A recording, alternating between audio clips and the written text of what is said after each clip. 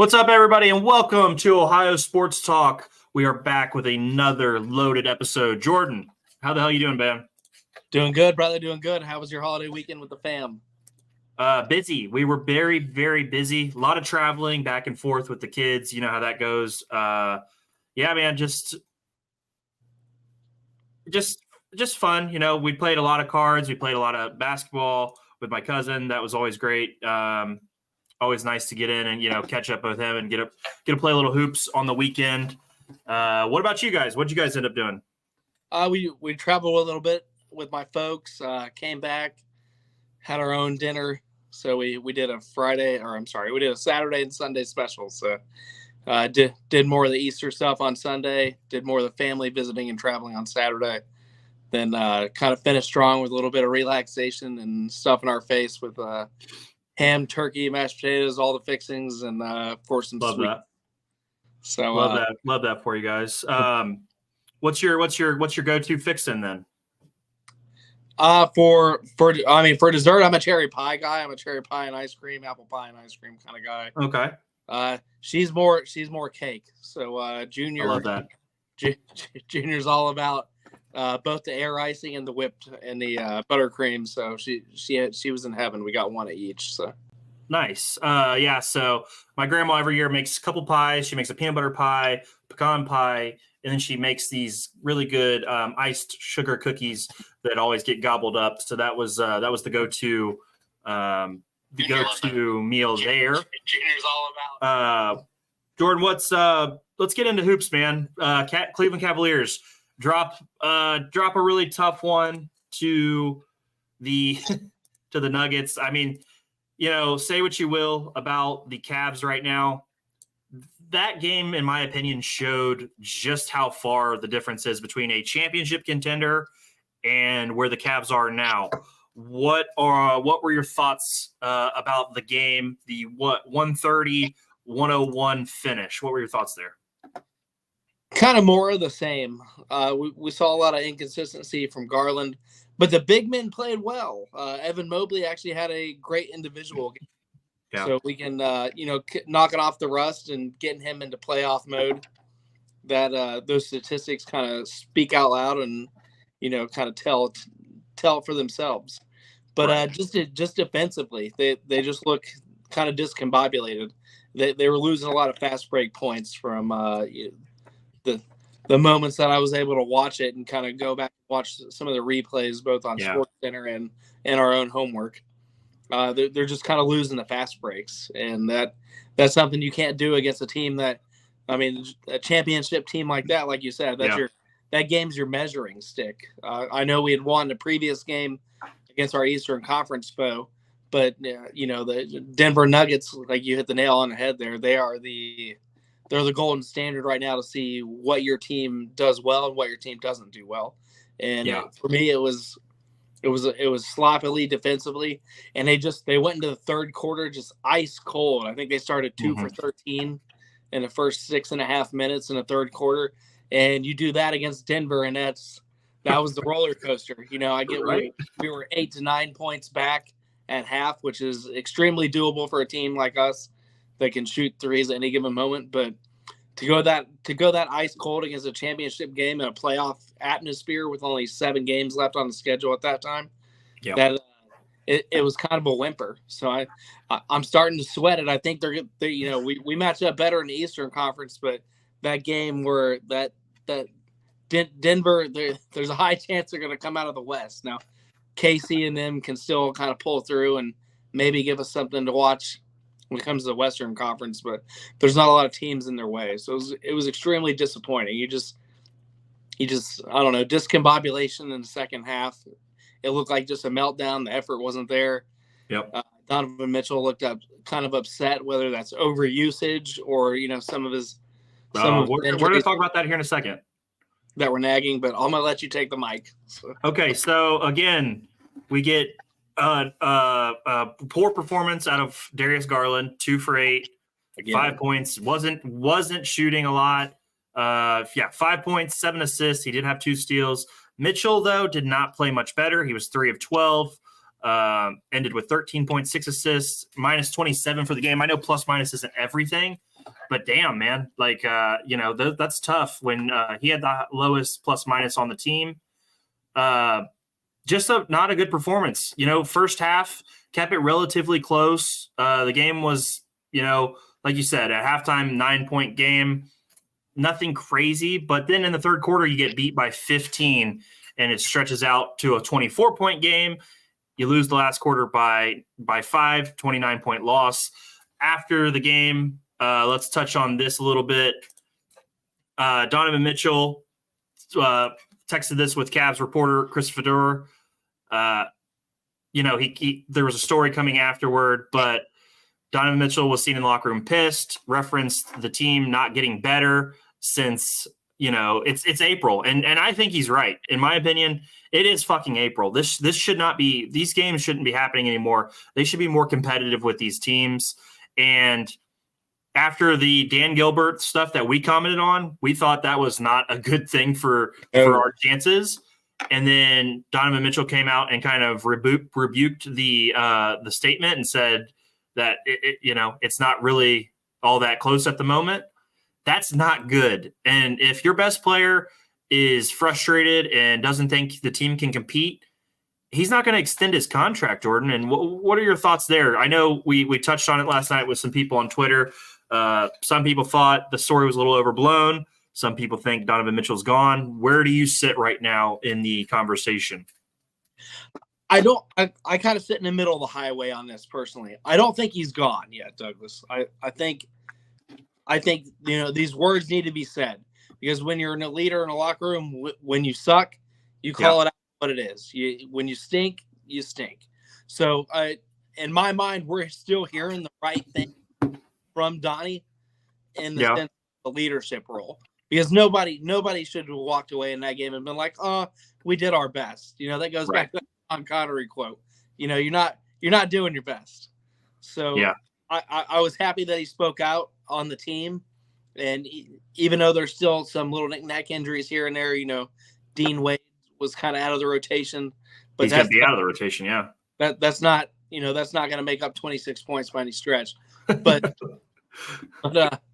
but yeah, he's saying the right things right now from a leadership standpoint. So I'm not hitting the panic button that he's going to leave, but I am hitting the panic button on he's letting the GM know right now that, hey, if we are a first round or an early round exit in the Eastern Conference, has to be a fucking plan in place, and that just has to happen for sure. If I'm going to be extended and we can't play the Batman and Robin role, between the two of them, Darius Garland's got to be gone. Whether we pick up kind of a seasoned veteran that can make postseason runs, or we chalk it up to draft picks, that's a decision that they got to start putting the grease on the wheels to that. So I think he's saying the right things to stay in Cleveland. I think this was just the warning player. You're shooting it up in the air. Hey, I'm not happy. It's still time to panic, but not oh my gosh, he's gone. I'm not there yet, because the playoffs are coming. We're gonna see if the echoes of what he says. It's either gonna go one or two ways. We're gonna see these young guys. We're gonna see Okoro and company in the bench, and these other guys come through, or we're gonna see it crumble, and see if Donnie's gonna be part of I won't call it a rebuild, but definitely a reload, because we're going to have to change some personnel. We didn't make any trades at the All-Star break, so we were kind of comfortable with what personnel we had, and that's going to be on Altman's shoulders, whether it's coaching or personnel. That's going to have to be totally kind of not blown up, but we're going to have to move a lot of pieces around to make Donovan Mitchell happy and make this his team in Cleveland. If we want him to be continuing to be the face of the franchise, because we're him on a team, we're relevant, and I know we spoke on that. Okay. Next thing then, Jordan. Shout out to Darren. Thank you for checking in with us. What's up, boys? Mitchell and the Cavs seeing the writing on the wall. I'm a little more on the side of this might be coming to an end. Jordan, Cavs, here's the thing. If the Cavs make it to the second round, but then they get beaten 5 games, did we really accomplish anything, though? What are your thoughts there? Because I mean, yeah, making the second round is better than last year, but if you get beat in 5 games, then you're still 2 levels behind a championship level team. So what are your thoughts there? I think JB's got to go either way. I think, and I've been pounding the table for that. Yeah. In this sports show and a lot of others. But JB's got to go. I don't think he's going to be part of the architect plan moving forward. Yeah. Right? But if we make it to the second level, if the Cavs make it to the second level and they get 5, I do think that's still the next level for them, because a couple of years ago it was the play-in. Then we made the playoffs, and the lights were too bright. But now we're winning a series and securing the next level. That's part of the game. That's unfortunately, we want to see championships, we want to see rings, we want to see banners, but unfortunately, part of the growing pains of this franchise in particular, which I mean, 2016 to now is not that long ago, but yet it is. Mm-hmm. That you've had to rebuild, because now we've got draft picks, now we've got free agents that are clicking. So I do chalk it up as a win. Okay. That should be the standard. I want to see Eastern Conference championship. It's kind of my standard. They're 3-1, can't be ignored in the regular season against the Bucks. I think so far we're splitting the games with the Celtics, if my memory serves me correctly. So we're playing in the Eastern Conference, at least. We're playing on the level with the big dogs. So my standard was Eastern Conference championship or bust. So I can't reverse my original thoughts when we started the show. Yeah. Okay. As of now, and to me, it's not even that the Cavs have really earned it recently, but they've fallen into the 3rd seed because the Knicks have fallen on some bad luck late in games. Orlando's not really picked up any wins, and the Pacers are kind of sitting idle. We've been really lucky with the teams behind us losing games while we've not played our best basketball also. Miami's starting to catch on a little bit. This is their time of year usually. Jordan, if the season stopped today, we would be playing against the Indiana Pacers. What are your thoughts right there? Pacers, Cavs in the first round. I have Cleveland in 5. If that were to happen, I have Cleveland in 5. My fear, Cleveland 5. To echo my fears were going against Orlando. So I'm 100% confident that we match up against the Pacers really well, and I would have the Cavs moving on to the second round in 5. Okay, I think we beat the Pacers. I think 5 or 6 games is fair. Pacers don't play a lick of defense. Mitchell should eat them up. I'm with you on that one. Second round will definitely get interesting. From YouTube, Esco the Kid, shout out to Brando, good guy. Thanks for the support, big guy. First thing he said was, how about Jalen Green? Yeah, Jalen Green, dude's been balling out of his mind, playing great basketball for Houston. Somebody that I wrote off too soon, clearly. All it took was getting a couple ladies pregnant, and, his game's taking the next step. But he asks us, Jordan, how are we feeling about Evan Mobley? There's a back and forth on the internet. Has he regressed? Is he not living up to his potential? What are your thoughts, Jordan? And then I'll answer that one. What are your thoughts there? Well, my thoughts are going to be in the now. In the last 2 games, in small sample size post-injury, he hit the game winner 2 games ago. He played a clean game, even though it was a big shot. That was a big shot, man. That was a big shot. And we've seen his 3-ball kind of finally develop through this season in particular. So I don't see a regression. I think, he was drafted at such a high level. We want star numbers night in and night out. I pound the table for it too. I'm a big critic on it, especially on X, Twitter. If you follow me on Jordan Maxon too, I kind of dismantle him when he has a bad game. Yeah, but you're tough. He's having a good season when he's healthy. Okay, Jordan, let me spin it then my way, because I do see both sides. I think people, like you just mentioned, people expect that number 3 pick to be excellent, but we're also on a team with Donovan Mitchell, who's going to take shots. He's going to be your leading scorer. We've got Darius Garland, who needs shots, even though he's kind of with his shot taking. We've got Jared Allen, who's, in my opinion, played like a top 5 center in the NBA. Karis LeVert comes off the bench and needs 10 plus shots. Oh, you want Max Strus taking shots. I think there's a world where Mobley could have went to a bad team and put up really, really big numbers. But let's look at his season. He's only got to play 43 games this year. Yes. 31 minutes a game. He's averaging 16 points per game. He's averaging 9.8 rebounds. We're going to round that up to make it a double-double. He's averaging 3 assists, a block and a half, and his shooting splits, which everybody wants him to become a three-point shooter. These last, 3 games, we've got to see him really step up and knock down some big shots. He's shooting where's it at? He might not qualify. Evan Mobley, he's shooting 38% from 3. Would I like to see his 3-point attempts go up? Yes. And they have been as the year's gone along. I'm excited about that. I would like to see his free throw percentage increase a little bit, but I think this year has unfortunately kind of been a wash because he's only played about half the games, and that really sets you back when you stop, start. Yeah. I think one more year, then we could really make that conversation. Let's see a full season. That's been about the whole damn team, unfortunately, this season. Yeah, that's true. You really haven't seen this team be able to click together and gel together. And I'm glad you were talking about the roster because even going to the playoffs, now we have Marcus Morris. Now they reasserted, even though it's limited minutes, it's time off the floor. We've got Tristan Thompson playing defensive ball late in game. That's not great.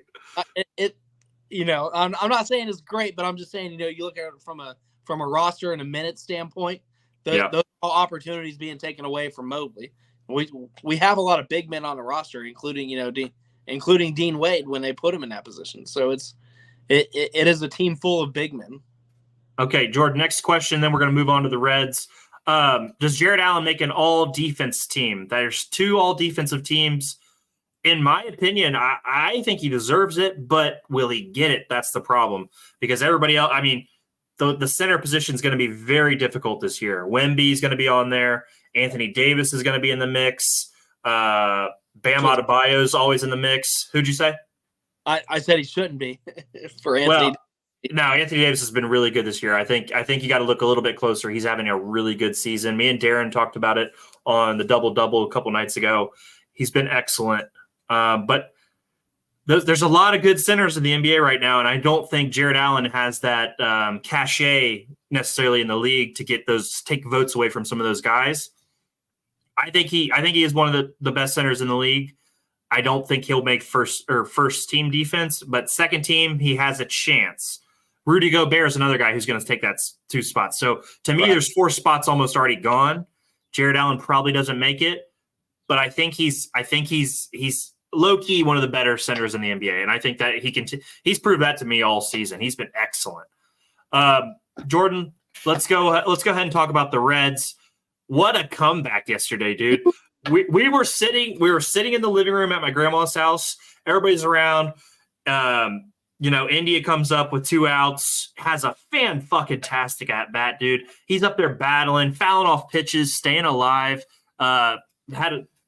Anything that was close to the plate, he was fouling it off. Rips a double down the line, and then Will Benson comes up. The pitcher hangs one over the middle of the plate. He takes it deep to left center, out of here to tie the game. And then CES comes up. He's been struggling mightily, just really not seeing the ball well, not hitting the ball at all. Comes up, first pitch, cranks one out to left field, or to right field, I'm sorry. No, I'm right, left field. Sorry, left field. Cranks one out to left field, and Reds win on a walk-off. What were your thoughts on that walk-off come from behind win? Because, God, man, we were pumped, high fives all around. It was because we thought we were dead that game. That was one of those games where, like, damn, man, we're gonna drop one of the Nats. What's happening here? Yeah. And then the comeback happened. Jonathan India sparks the comeback. Thoughts on that one, buddy? As you know, through the text messages that I was sending on Easter. Yep. Thoughts on it. Most certainly, I thought we were dead to rights. I was mentally dismissing it. I had it on one TV upstairs because I just other sports had to be watched, and I was pissed. then all of a sudden our Twitter's going crazy. I turn it back on because everybody's talking about India doubled. So I get it back on the main television, and just like you said, it really reminded me of the energy that the Reds brought last year when all our AAA guys got called up, when we were just scoring and scoring and scoring. Yeah. It's good to see that early in the season, most certainly. I hope the energy doesn't wear out. But my thoughts, incredible. Jonathan India, that's why we signed him. That's why we kept him. Love that he's still on the team, man. Love that he's still on the team. I pounded the table. There were a lot of naysayers that were saying it was time to go, and I didn't want it. I'm glad the Reds organization saw through. 100%. That's why we signed him, for those big at bats, big time. Like you said, I think 9-10 pitch at bat before he got the double. More than that, I think it was more than that, because he fouled off 6 pitches at least, and he had 3 balls on him and 2 strike. It might have been like a 14 or 15 pitch at bat, Jordan. It was a war up there. He fought his ass off to make that happen, and that's the at bats you need in these late game situations. Because here's what Benson said about that when he was after the game. He said, "I watched Jonathan's at bat. It gave me a chance to get my timing down." And he looked for that pitch, and it helps you if you're on base and you're on the on base circle and you're locked in, picking up on these pitches. You're picking up on these pitches, and what's he do? Turns on one and takes it deep. I mean, that's huge, huge, huge. Just really excited about that game, Jordan. Tonight we got another game with the Reds. They start at 6:40 here in about 15 or so minutes. What's your thoughts there, Jordan? We got we're bringing in the Phillies. Let me get that pulled up for you. I was going to give you tonight's starting lineup. And here it comes. Share.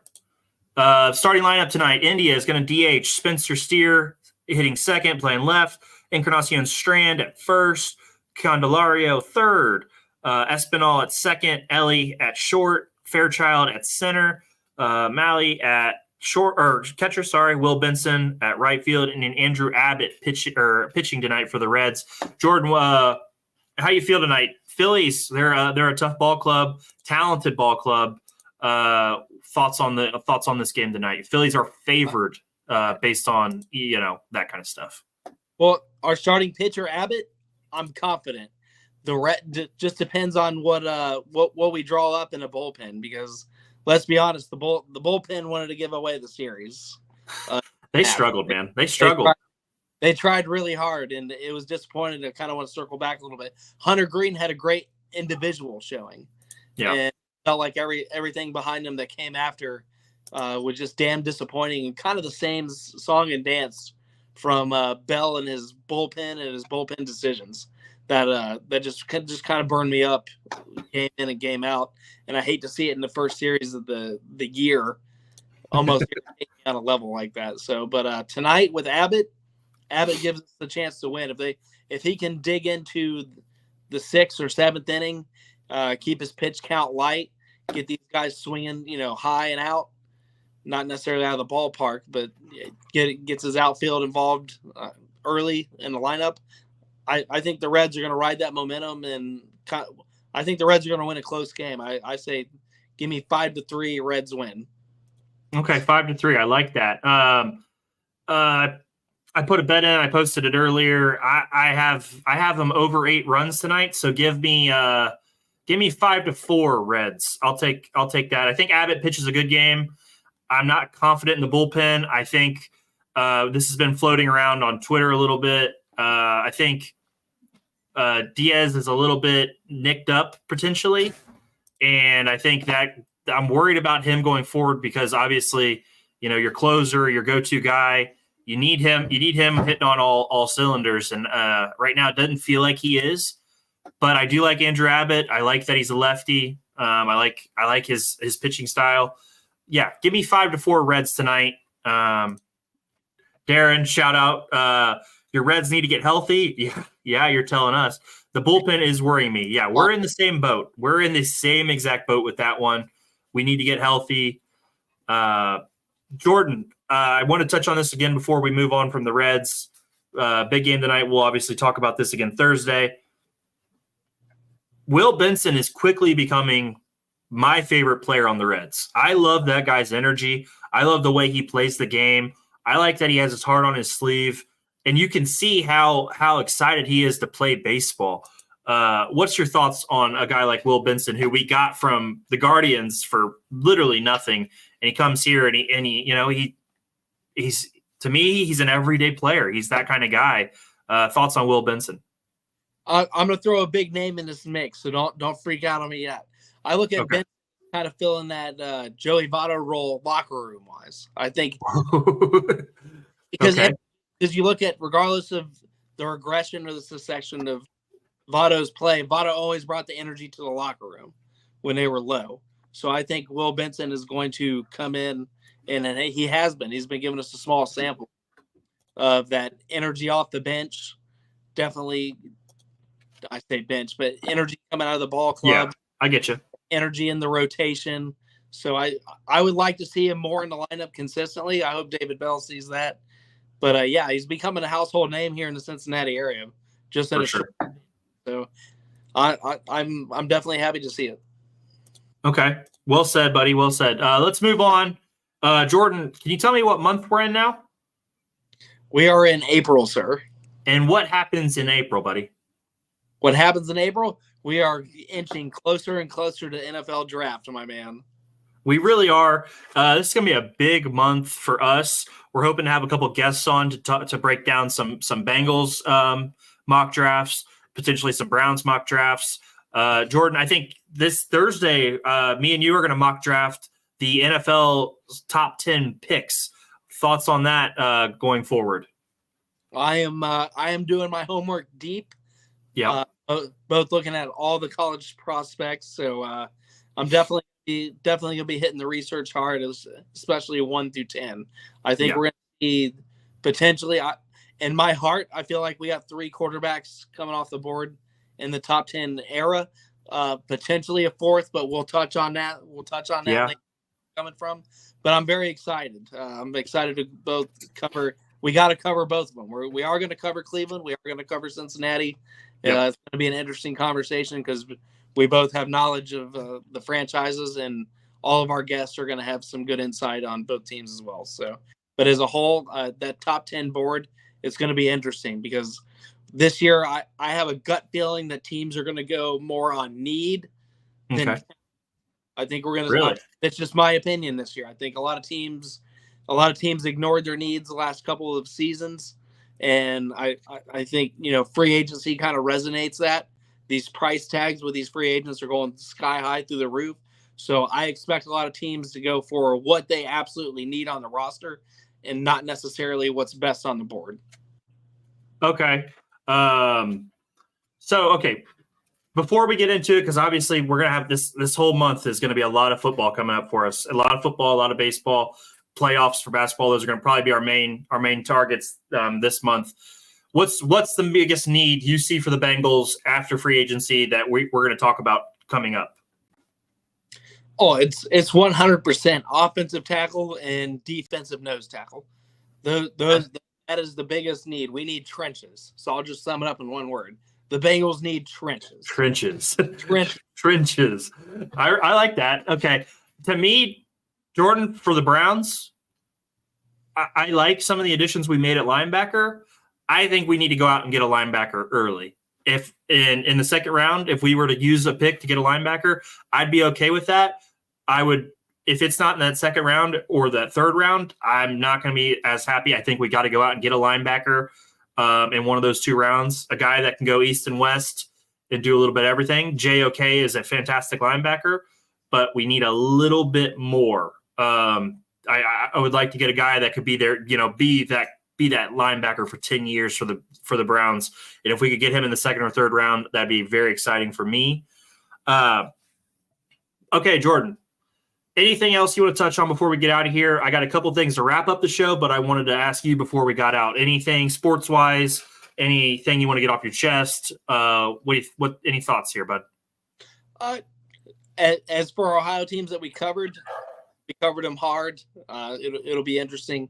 All eyes are going to be more on the Cavs, but I do want to touch on we can kind of touch on the Final Four for March Madness. How about that? Can we spend a few seconds? How about that NC State performance? Those guys, yeah. Let's talk. Okay, let's quickly touch on the NCAA tournament because we're at the Final Four. We're in the nitty gritty. We can do it again on Thursday. I think we're also going to talk a little WrestleMania on Thursday, Jordan. But yeah, Final Four. We got NC State versus Purdue on one side, Alabama versus UConn on the other. NC State has been playing phenomenal basketball the last 3 weeks. They won the ACC tournament. And they've made this run here to the Final Four. Incredible. That kid for them, just what a player. What a player that guy is. At his size, he's got that Zach Randolph type game. A little bit better passer than I think Zach Randolph was, but incredible.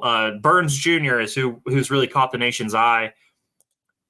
It's been fun. It's been a fun ride to get this team. When a team gets hot in March and they just kind of ride through, it's fun. It's a lot of fun to follow along with them. Unfortunately, they run into a really good Purdue team. Jordan, what are your thoughts there? Purdue versus NC State. Who you picking? My gut, I'm a Big Ten man. My guts tell me Purdue, but I am going to be 100% entertained to see the two big men go at it. Okay. State's got a really fun big man that I'm not going to lie, I didn't know a lot about him. No. His left hook, his weird kind of shooting motion, but he brings the energy and he lifts his teammates up. And that's going to be fun. And we know Purdue's big man all year long. 40 points the game before absolutely came through when they needed it. And I think that's the matchup everybody wants to see right now. So it's going to be kind of the David and Goliath story that you get in the March Madness this late in the season when you hit the nail on the head when a team gets hot. So that's going to be must-see TV. We're definitely going to be tuning in. Okay. Yeah, I'm going to go Purdue also. I think the run-ins here. I think Edey and the gang's a little bit too much for NC State. I just have I have a feeling that fouls are going to be a problem for NC State, and that's what Purdue does to you. They get you out with the fouls, and they just do such a great job working the system there. Other game, Jordan, before we get out of here, UConn versus Alabama. I think UConn's the best team in college basketball this year. I'm going to go UConn, and I'm going to pick them to win by 10. What are your thoughts there? I 110% back you up on that. I think Alabama's kind of in that NC State range from the bracket that they're coming from. I think their Cinderella story comes to an end here on the Final Four. Not taking anything away from them. I think it's going to be competitive coming down the line. But at the end of the day, like you said, UConn is the best individual team in college basketball. And I think it's going to be too much in the second half. I think they're going to pull away. Give me a 10 to 12 point win. Okay. There. And then we get UConn and Purdue, and we'll talk about that on a later date. We'll talk about that next week. But Jordan, hey, a hell of an episode, buddy. I appreciate the hell out of you. I want to shout out everybody who stopped in and listened, stopped in and commented. Shout out to Darren. Shout out to Brando. Shout out to all those guys for stopping in and making a comment. At our peak today, we had 63 people watching. Incredible for us. Incredible. Jordan, on the Twitter, we are up to 343 followers. On YouTube, we're at 171 subscribers. Hey, let's keep pushing it. We're working on our Facebook, guys. Follow us on Twitter. Follow us on YouTube. Hit us up on Facebook. We love to interact. We're going to keep posting our content. We're going to keep working our way through this. We had another good episode. Jordan, appreciate you, man. And I will see you guys Thursday night for another live episode. We'll see you Thursday.